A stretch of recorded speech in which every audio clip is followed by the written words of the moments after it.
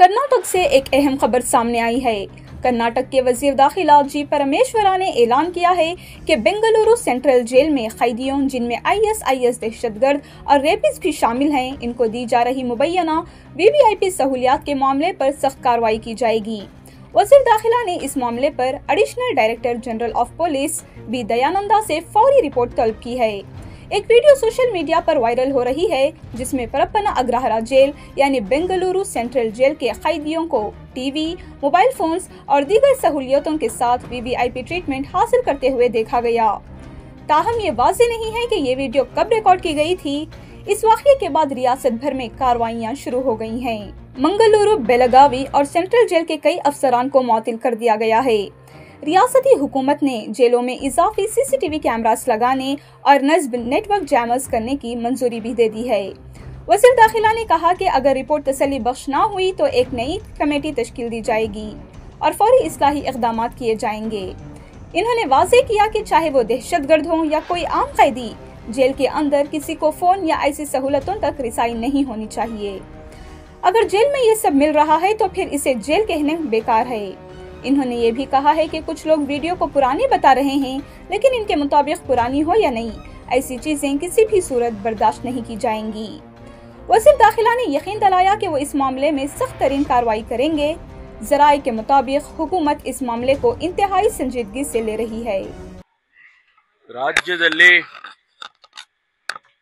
ಜೈಲುಗಳಲ್ಲಿ ಅನೇಕ ಕಾನೂನು ಬಾಹಿರವಾದಂಥ ಚಟುವಟಿಕೆಗಳು ನಡೀತಾ ಇದೆ ಅಂತ ಹೇಳಿ ಈಗಾಗಲೇ ತಾವೆಲ್ಲ ವರದಿಯನ್ನು ಮಾಡಿದ್ದೀರಿ.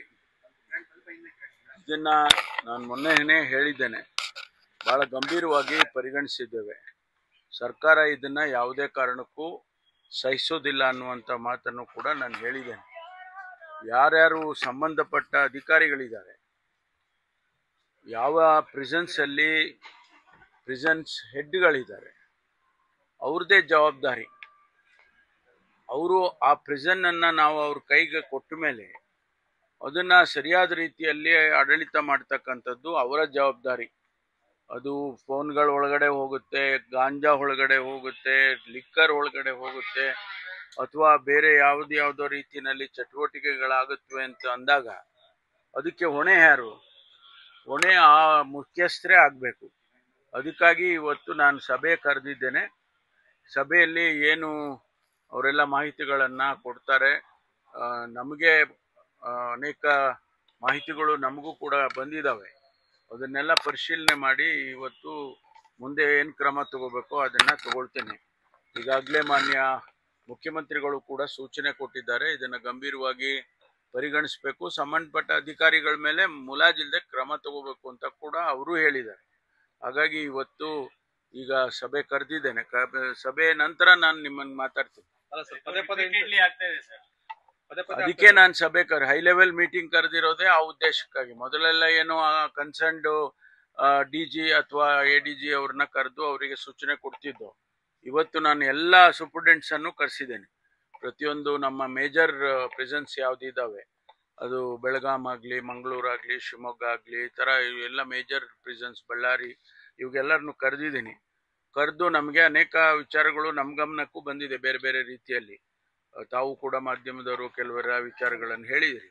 ಹಾಗಾಗಿ ಅದನ್ನೆಲ್ಲ ಪರಿಶೀಲನೆ ಮಾಡಿ ವಿಚಾರ ಮಾಡಿ ಇವತ್ತು ಮುಂದೆ ಏನು ಮಾಡಬೇಕು ಅನ್ನೋದ್ರ ಬಗ್ಗೆನೂ ಬಹಳ ಸೂಕ್ತವಾಗಿ ಕ್ರಮ ತಗೊಳ್ತೀನಿ.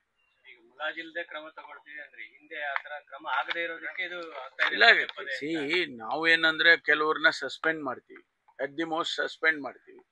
ಅವರಿಗೆ ಕೆಲವು ಕಡೆ ಅವ್ರ ಮೇಲೆ FIR ಮಾಡಿ ಅವ್ರ ಮೇಲೆ ಕ್ರಮ ತಗೊಂಡಿದ್ದೀವಿ. ತಗೊಂಡಿಲ್ಲ ಅಂತಲ್ಲ, ಆದರೆ ಅದು ಸಾಲದು. ಈ ರೀತಿ ಆಗ್ತಾ ಇದ್ರೆ ಮತ್ತೆ ಪ್ರಿಸನ್ ಅಂತ ಯಾಕೆ ಕರೀತಾರೆ? ಪ್ರಿಸನ್ ಅಂತ ಕರೀಲೇಬಾರ್ದು. ಅದನ್ನ ಅಷ್ಟು ಎಲ್ಲ ನಾವು ಫೆಸಿಲಿಟೀಸ್ ಅನ್ನ ಈ ಕಾನೂನು ಚೌಕಟ್ಟಿನಲ್ಲಿ ಇದನ್ನೆಲ್ಲ ಮಾಡಿ ಕೊಟ್ಟಿರುವಾಗ ಅದನ್ನ ಸರಿಯಾದ ರೀತಿಯಲ್ಲಿ ಆಡಳಿತ ಮಾಡದೇ ಇದ್ರೆ ತಪ್ಪಾಗೋದಿಲ್ವಾ? ಇದು ಮೇನ್ ಪ್ರಿಸನ್. ಇದು ಅದರಲ್ಲೂ ಕೂಡ ಬೆಂಗಳೂರಿನಲ್ಲಿರುವಂಥ ಪ್ರಿಸನ್ನು ಮೇನ್ ಪ್ರಿಸನ್. ಇದು ನಮ್ಮ ರಾಜ್ಯದಲ್ಲಿ ಅಲ್ಲೇ ಹಿಂಗೆಲ್ಲ ಆಗುತ್ತೆ ಅಂತ ಅಂದಾಗ ಖಂಡಿತವಾಗಿ ಅದು ಅದ್ರ ಮೇಲೆ ನಾವು ಮುಲಾಜಿಲ್ದೆ ಕ್ರಮ ತಗೋಬೇಕು. ವಿವರಣೆ ಏನು ಕೊಟ್ಟಿದ್ದಾರೆ ಸರ್? ಯಾಕೆ ಹಿಂಗಾಯ್ತು ಅನ್ನೋದ್ರ ವರದಿ ಕೇಳಿಲ್ಲ. ಕೆಲವು ಮಾತುಗಳು ಕೆಲವು ರಿಪ್ಲೈ ಬಂದಿದೆ ನನಗೆ. ಆದರೆ ನನಗೂ ಕೂಡ ಸಮಾಧಾನ ಇಲ್ಲ. ಅವ್ರು ಕೊಟ್ಟಿರ್ತಕ್ಕಂಥ ಮಾಹಿತಿಗಳೇನು ಇಲ್ಲಿವರೆಗೂ 2 ದಿವಸದಿಂದ ಕೊಟ್ಟಿದ್ದಾರೆ, ಅದು ನನಗೂ ಸಮಾಧಾನ ಇಲ್ಲ. ಈಗಾಗಲೇ ನಾವು ಕೆಲವು ಕ್ರಮ ತಗೊಂಡಿದ್ದೀವಿ. ಈಗ ಬೇರೆ ಬೇರೆ ನಮ್ಮ ಕಮಿಷನರ್ಗೆ ಸೂಚನೆ ಕೊಟ್ಟು ಅವರು ಕೂಡ ಈಗಾಗಲೇ ಕೆಲವು ನಮಗೇನು ಮಾಹಿತಿ ಬಂದಿತ್ತು ಆ ಆಧಾರದ ಮೇಲೆ ಒಂದಿಷ್ಟು ಕ್ರಮ ತಗೊಂಡಿದ್ದಾರೆ. ಅದನ್ನು ಚರ್ಚೆ ಮಾಡ್ತೀವಿ ಇವತ್ತು.